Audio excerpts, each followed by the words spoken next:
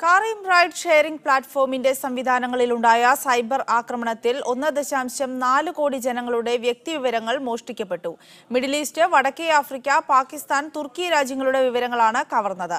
13 രാജ്യങ്ങളിലെ 78 നഗരങ്ങളിലെ കമ്പനിയുടെ ഉപഭോക്താക്കൾ, ഡ്രൈവർമാർ എന്നിവരുടെ പേര്, ഇമെയിൽ വിലാസം, ഫോൺ നമ്പർ, കാർ യാത്ര നടത്തിയതിന്റെ വിവരങ്ങൾ എന്നിവയാണ് നഷ്ടപ്പെട്ടത്.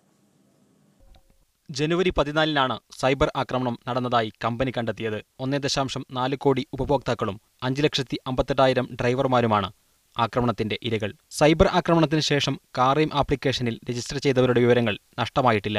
ഇത്ര കനത്ത സൈബർ ആക്രമണമുണ്ടാകുന്നത് ആദ്യമായാണെന്ന് കമ്പനി അധികൃതർ പറഞ്ഞു. പാസ്വേഡുകൾ രഹസ്യ കോഡുകളിൽ ആയതിനാലും ക്രെഡിറ്റ് കാർഡ് നമ്പറുകൾ അതിസുരക്ഷയുള്ള മൂന്നാം പാർട്ടി സൂക്ഷിക്കുന്നതിനാലും പ്രശ്നമില്ലെന്നും കമ്പനി വ്യക്തമാക്കി. മോഷ്ടിക്കപ്പെട്ട വിവരങ്ങൾ ദുരുപയോഗം ചെയ്തതായി ഇതുവരെ കണ്ടെത്തിയിട്ടില്ലെന്നും കമ്പനി പറഞ്ഞു. ബന്ധപ്പെട്ട നിയമനിർമ്മാണ ഏജൻസികളെ ഇതു സംബന്ധിച്ച വിവരം ധരിപ്പിച്ചിട്ടുണ്ട്.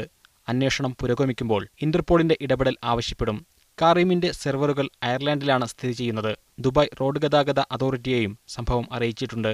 14 രാജ്യങ്ങളിലെ 90 നഗരങ്ങളിൽ കാറിമിന്റെ സേവനം ലഭ്യമാണ്. തങ്ങളുടെ ടാക്സികളിൽ കാറിം റൈഡ് ആപ്ലിക്കേഷൻ ഉപയോഗിക്കുന്ന RTA പക്ഷേ സൈബർ ആക്രമണം ബാധിച്ചിട്ടില്ലെന്ന് RTA അധികൃതർ പറഞ്ഞു. തങ്ങളുടെ ഡ്രൈവർമാരുടെ വിവരങ്ങൾ കമ്പനിക്ക് നൽകാറില്ലെന്നും RTA വ്യക്തമാക്കി. Media 1, Dubai.